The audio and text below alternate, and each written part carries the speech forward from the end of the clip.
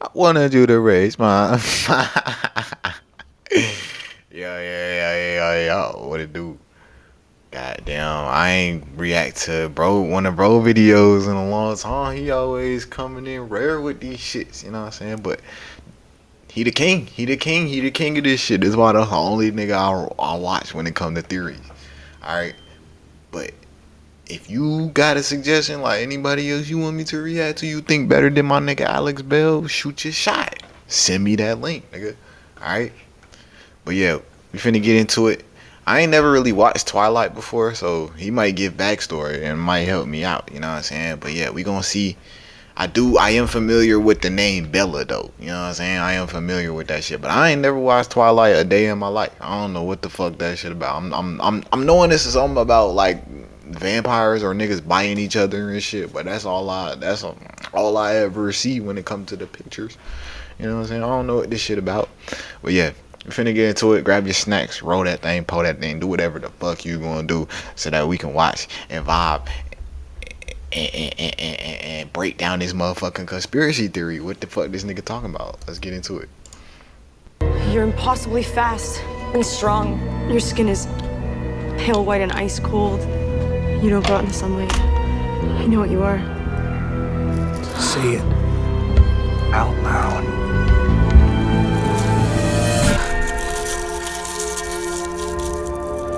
You never existed. So, dream theories are dumb. Let's just get that out of the way. Any theory where everything happening in a story is all just a dream or a hallucination or they're in a coma or purgatory or whatever, we can all agree that these theories tend to be very lazy and overdone and usually don't have any evidence besides, whoa, this fictional thing is so crazy and unrealistic. That must mean it's a dream! And I try to avoid these theories as much as possible. But, on the very rare occasion where there actually is an overwhelming amount of evidence to support them, then I think dream theories can be really fun. And believe it or not, but I think that I may have found a piece of media with one of the most compelling undiscovered dream theories of all time. I am of course referring to the iconic 2000s vampire teen romance, Twilight. Now, I'm not afraid to admit that I like Twilight. I think these movies are really dumb and funny and iconic, and I just have this nostalgic sweet spot for them. If you were too cool to watch Twilight, it's basically about an awkward new girl at school who meets a mysterious, dreamy guy who keeps staring at her for some reason. But it turns out he's actually a vampire who's in love with her. You're like my own personal brand of heroin. But oh no, there's also a werewolf who's also in love with her, and they fight because Bella is just so special and important and literal wars are fought over her. Don't these movies kind of feel like a fan fiction Bella's writing about herself? So yes, I like Twilight. I rewatch these movies every couple of years. Like explain the whole fucking thing. Like, just like the title say, nigga, this shit all in her head. Nigga, what the fuck? Ain't no way two niggas finna be fighting over no bitch like that, nigga. Sorry to call Bella a bitch, but like, I'm just being real. Hey, and my bitch is a polite bitch, so you know what I'm saying? When it come to that, don't, you know what I'm saying? Don't get offended, my baby. But on my most recent rewatch, I noticed something really strange. Something that made me question everything about these movies. In the first Twilight, after Bella discovers the truth about vampires and starts her forbidden love affair with Edward, there's this evil vampire guy that shows up and decides that he wants to kill Bella. You brought a snack. And the epic climax of the movie is a final fight scene in an old ballet studio where the good vampires eventually defeat the evil vampire and burn his body in a big fire. But not before Bella gets injured and is hospitalized.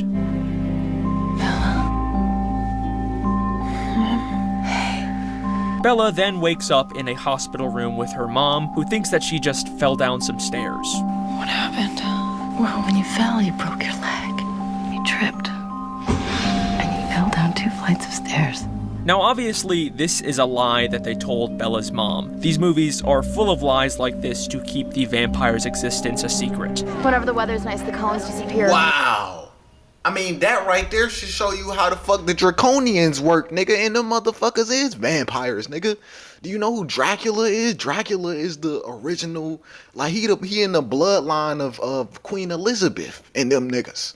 Yeah, nigga, like, bro, all of this shit tie in with each other because it's, nigga, these are the niggas who making these movies.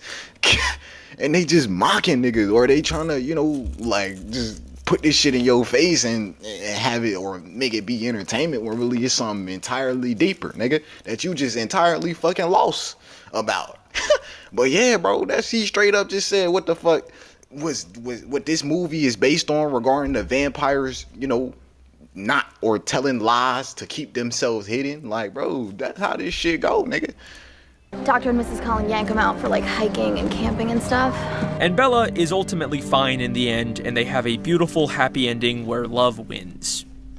Except, there's something in Bella's hospital room that doesn't quite make sense. Something that should be completely impossible. In the background of the room is an out-of-focus TV that seems to be playing footage of some kind of fire. But if you look really closely, you'll realize that this is actually footage from the previous scene. What the fuck? Like, it is undeniably the fire from the vampire fight that just happened. There is no logical reason why this TV would be playing this. I mean, is this supposed to be like an Easter egg? Or were they just so lazy about what to put on the TV that they, I don't know, reused footage? I mean, that's what I initially thought, but then I noticed there's something else in this hospital room. On the far wall, there is a painting of what looks like a ballet studio, which is also exactly where the previous scene took place. I mean, this was clearly intentional. This was not a mistake or laziness. This took effort from the filmmakers to include. Right. But when it come to everything, what are they trying bruh, to tell us by including all of these very specific, intentional references to the previous scene? Well, here's my theory. You tripped, and you fell down 2 flights of stairs. I think that the lie about Bella falling down the stairs is the real reason why she's in the hospital, and the fiery vampire fight scene in a ballet studio that we just saw didn't actually happen. Let me explain. When Bella first woke up, she was very confused and disoriented from her injuries, and she clearly had no memory of what actually happened. What happened? You don't remember any of this, do you? So what if her mind invented a fantasy using the first thing she saw? A painting of a ballet studio, a TV playing some random footage of a fire, and she used these elements to convince herself that the real reason she's in the hospital is because she was attacked by an evil vampire in a ballet studio, when in reality, she actually did just trip and fall down the stairs like her mother said. And you fell down 2 flights of stairs. So yes, I am suggesting that the fight scene that we just saw didn't actually happen. It was all a fantasy created in Bella's head. I mean, this honestly makes more sense with how clumsy we know Bella is in these movies. Sorry. whoa. Can you at least watch where you walk? Plus, it explains why no one ever questions the massive bite mark Bella has on her arm. And also, isn't it weird that they went out of their way to... Alright, yeah, we back. You tripped, and you fell down 2 flights of stairs. Like, Do a you job, can you see do a if 9 it's to 5 just a gang. lie, but showing it makes a lot more sense if Bella That's your falling down the sign. stairs is what actually happened, and the fiery ballet vampire attack was just a fantasy. I feel like there's a very good chance that this is actually what the filmmakers were going for. There are a lot of very specific intentional clues here. And that is my Twilight dream theory. This one fight scene didn't actually happen. Bella was just confused after falling down some stairs. Thank you so much for watching. Make sure to like and subscribe. I will see you next time. Hang on a second. If the entire climax of the first Twilight movie wasn't real, then what else isn't real? Like, if they didn't fight in this ballet studio, then what happened to the evil vampire guy who wanted to kill Bella? Did they ever defeat him? Is he still out there? Was he ever real? And also, them killing this vampire in this ballet studio is like a very major plot point for the rest of the franchise. There are several future movies where the entire conflict hinges on this guy's girlfriend trying to take revenge because of what happened specifically in this ballet studio. But if that scene didn't really happen, then none of it could have happened. And suddenly, I am questioning everything about these movies. Are vampires even real? This scene tells us that Bella is an unreliable narrator, and we can't trust anything that we see in these movies. And I believe that there is a very good chance that all of the vampires and werewolves and everything supernatural in the Twilight movies may in fact just be something that Bella is imagining. Off that motherfucker yurt. She fell down the stairs. Twilight They gave her some hallucination, yerks. dream theory, or whatever you want to call it. And look, it's okay Now if she you don't dreaming fully about believe niggas me fighting yet, about her, because nigga. trust And me, it's there is a super, lot more evidence in these movies. But before we get into the big supernatural stuff, beings, I want to nigga. go back and take a look at what the actual story of Twilight might look like if we assume nothing supernatural is real. And again, it's okay if you're not fully on board yet. We're just gonna look at how this interpretation might change things. Oh, also, I'm only going to be talking about the movies in this theory. I didn't read the books. Sorry. When the phone bush turns white, that's when I'll come up. So, in the first Twilight movie, Bella Swan is the new girl at Forks High School, and she's kind of awkward, it doesn't quite fit in yet. But then, she hears about this mysterious cool guy named Edward Cullen, and for some reason, he keeps staring at her from a distance. And even stranger, he can't seem to stand being near her. Today we're going to be observing the behavior of planarians. Maybe it's because Edward is actually a vampire who can't resist Bella because she's just so special. They're like my own personal brand of heroin. Or maybe it's because she was clearly awkwardly staring at him first, and also she just came from gym class, so I don't know, maybe she doesn't smell that great right now. So everything that happens at the start of this movie can be pretty easily explained away. Bella doesn't actually witness anything undeniably supernatural until she almost gets hit by a car, but then Edward uses his vampire speed and strength to save her.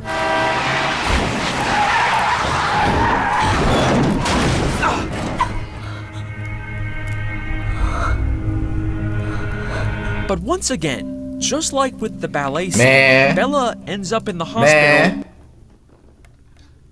I need some I need some nonchalant King of the Jungle shit like that to happen to me one day. Just save a bitch like these.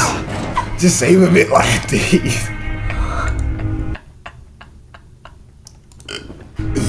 Real shit. But once again, just like with the ballet scene, Bella ends up in the hospital and she's given an alternate explanation for what happened. How did you get over to me so fast? I was standing right next to you, Bella. No, you were next to your car, across the lot.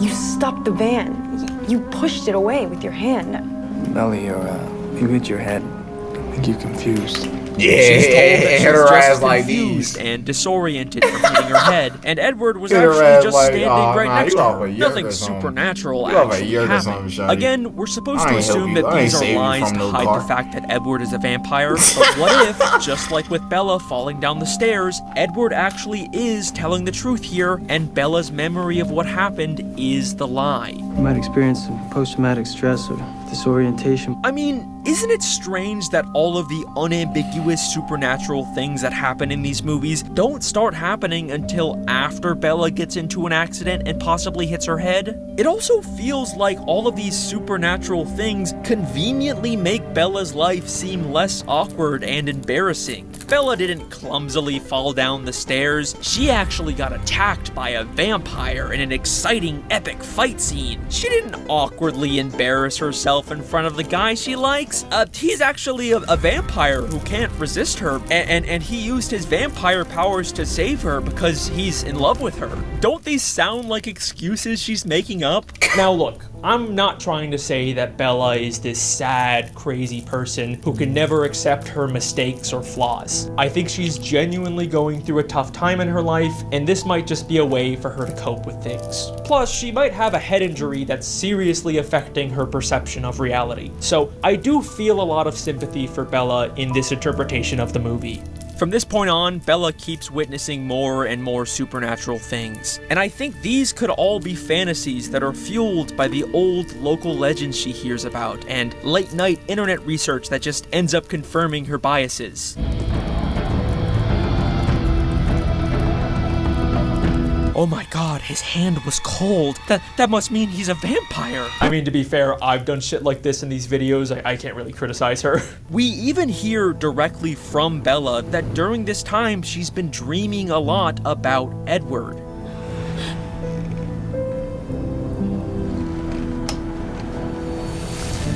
And that was the first night I dreamt of Edward Cullen. And after Edward finally does reveal to her that he's a sparkly vampire and Bella accepts him for who he is, we literally immediately cut to Bella in her bed daydreaming.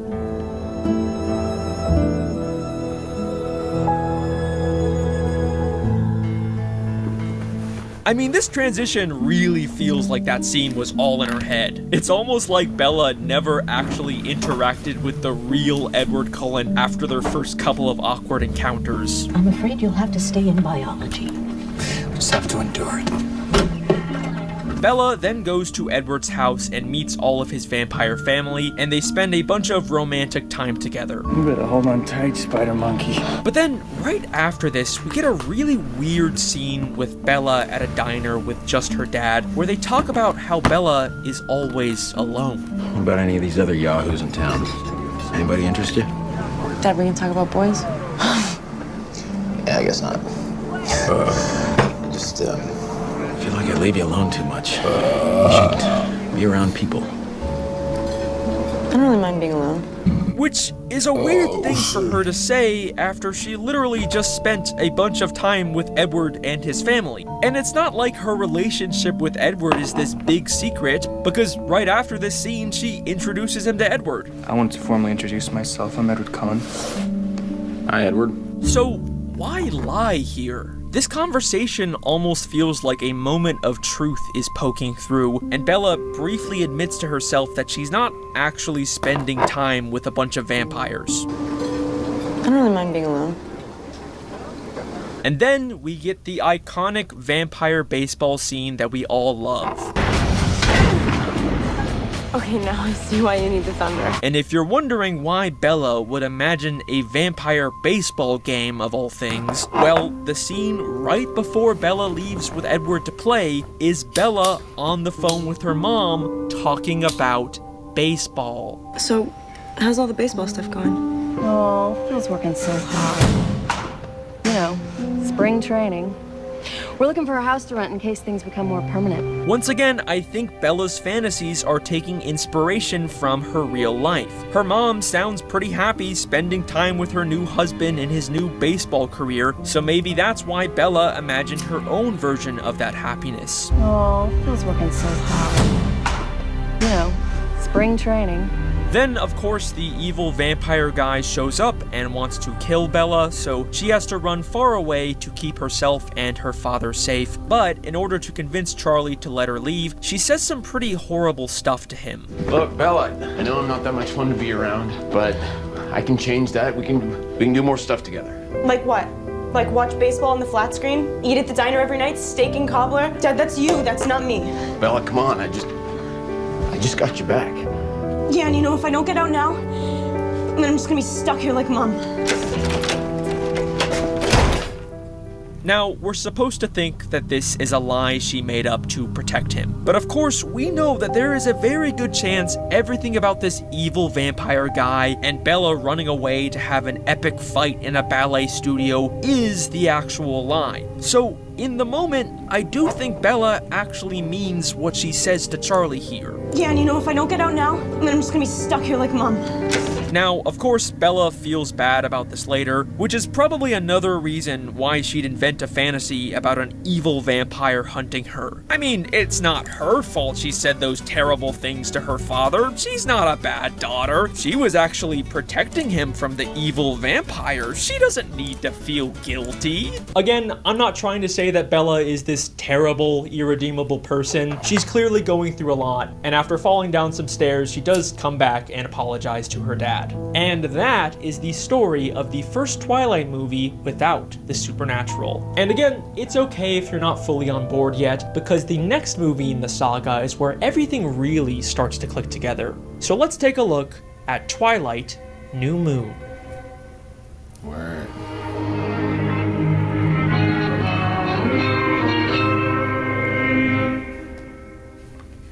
In New Moon, Edward leaves Bella because he believes she'd be safer if she wasn't around a bunch of vampires. And this movie is about Bella dealing with that breakup and eventually getting closer with her friend Jacob, who then suddenly turns into a sexy werewolf guy who also loves her. But in the end, Bella is reunited with Edward and they live happily ever after again. Now, New Moon is full of little things that line up really well with this theory. I'm just gonna quickly speed run through them. There's the way Edward suddenly disappears when Bella's dad comes in the room. I'll never fail you again. Charlie's coming. Hey. Obviously, we're supposed to assume he used vampire speed, but it also kind of gives off a Bella was actually alone talking to herself vibe. Here's one I really like. Jacob gives Bella a dream catcher and holds it right in front of Edward, almost like we're symbolically equating Edward to a dream. Catches bad dreams. There's also lots of lines after the breakup that really feel like they're directly telling us that the vampire boyfriend version of Edward and his family were never actually real. It'll be like I never existed. The pain is my only reminder that he was real. I don't see Edward anymore. Will it really feel like he never existed?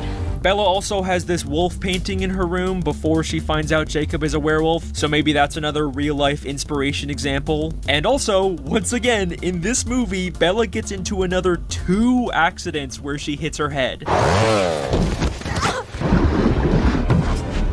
So if Bella didn't already have severe head trauma affecting her, then she definitely does now. But the most interesting thing in this movie is the way that Bella unambiguously hallucinates Edward after he leaves.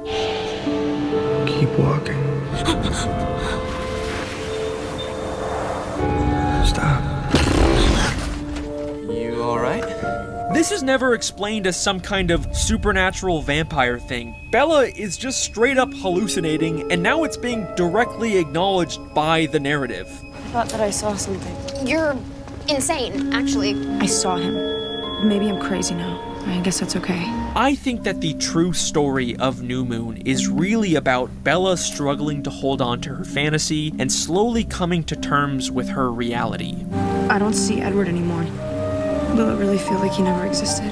Maybe the real-life, non-vampire Edward and his family did actually move away from Forks, and now their absence at school is making it harder for Bella to keep her epic vampire romance fantasy going. And now, when imaginary Edward does rarely appear, it's much more obvious to her that he's not actually real. There's specifically a moment when Bella revisits the field that she used to spend time with Edward in that really gives this feeling like she's actually realizing it was all a lie. I will find the place where I can see him again.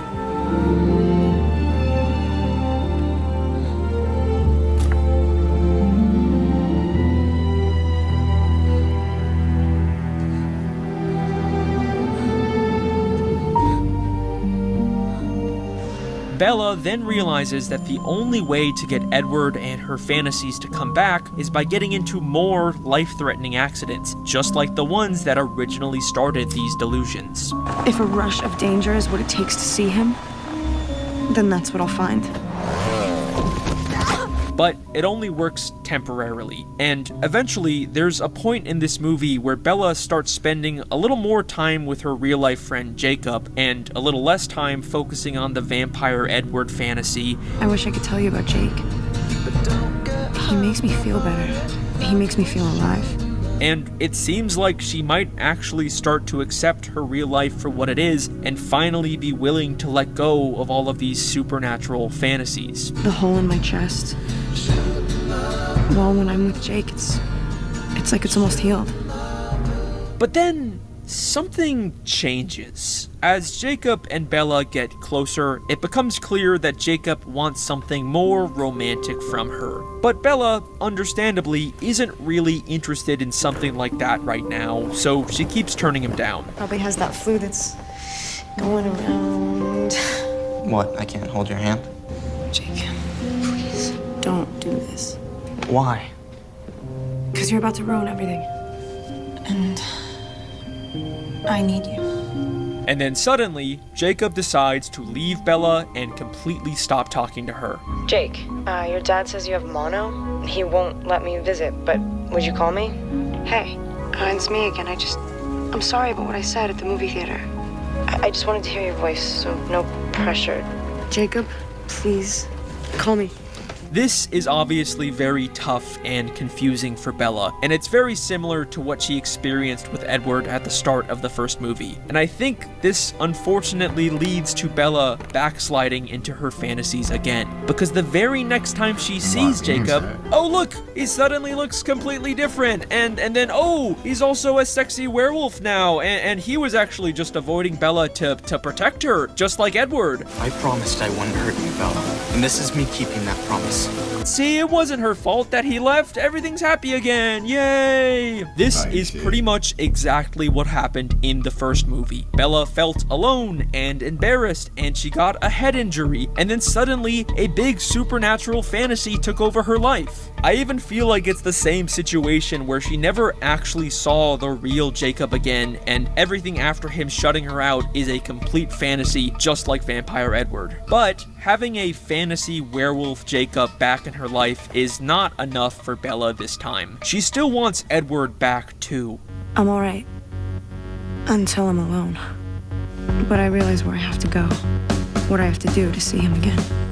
So now she's convinced herself that the only way to do that is by taking some very drastic measures, and Bella decides to jump off of an extremely dangerous cliff into the ocean. Don't do this. Please. You won't stay with me any other way.